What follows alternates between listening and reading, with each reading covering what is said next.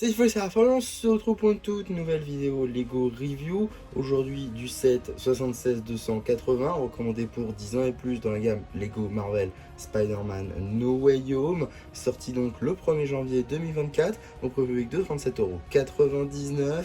On va bien évidemment parler de Spider-Man contre Lobsam, la bataille finale, en commençant tout d'abord avec les mini-figurines. Juste ici, vous avez la figurine de Spider-Man de Tom Holland, une figurine qui n'est pas exclusive à ce set, effectivement. La figurine a déjà été vue dans deux autres sets. Tout d'abord, le set sorti à l'occasion du film en 2021 directement, qui était donc les sous-sols du Sanctum Sanctorum, mais on l'a eu également donc dans la bataille finale à 105 €, sorti en août 2023.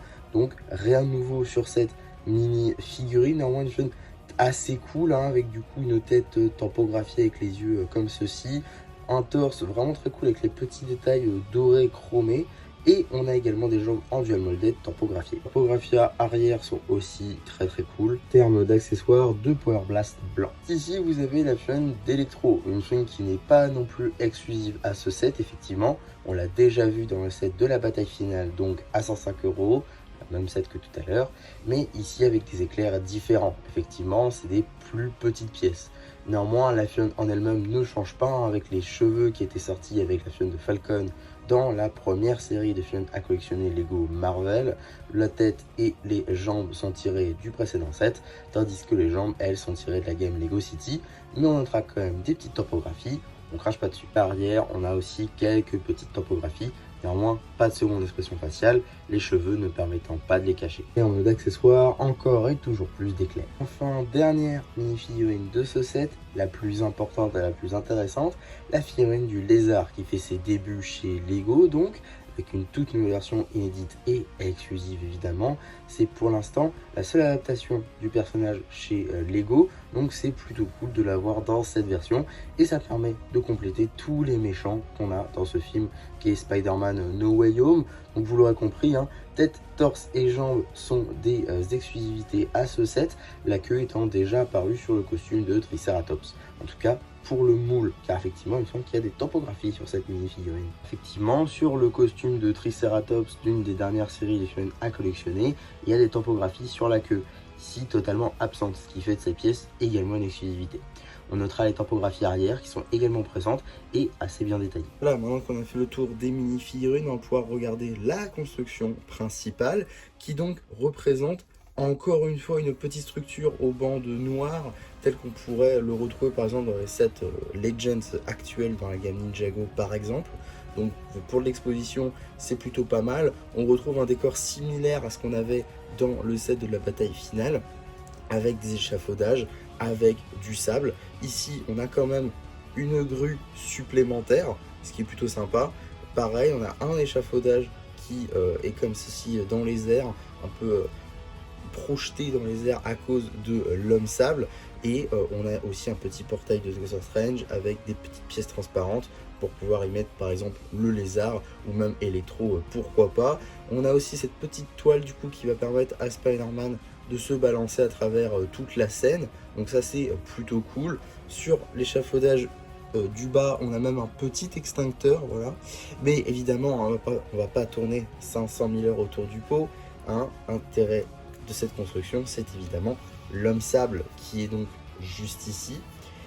Voilà, le reste de la construction, on s'en fiche un peu. Donc on a juste ici l'homme sable, qui est donc le dernier méchant qui nous manquait aussi, hein, dans le set de la bataille finale. Car effectivement, il était omniprésent dans le set à cause de tout le sable qu'il y avait partout. Mais l'homme sable en lui-même n'était pas là. On avait juste une main dans la tête de la Statue de la Liberté, mais c'était pas non plus ça, quoi. Donc là, on a vraiment une figurine de l'homme sable qui reprend un peu les constructions de figurines à construire justement qu'on retrouve chez Lego. Beaucoup de personnages. Mais pour une fois, on a l'homme sable du coup avec que la moitié de la figurine pour pouvoir l'intégrer dans la construction. Je trouve que ça marche plutôt bien, hein. On a du coup toutes les articulations qui vont avec les bras, les épaules qui bougent en conséquence.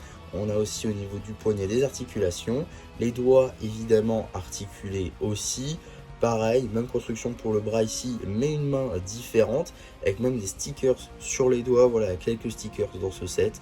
On en a un ici aussi, ainsi que un juste là.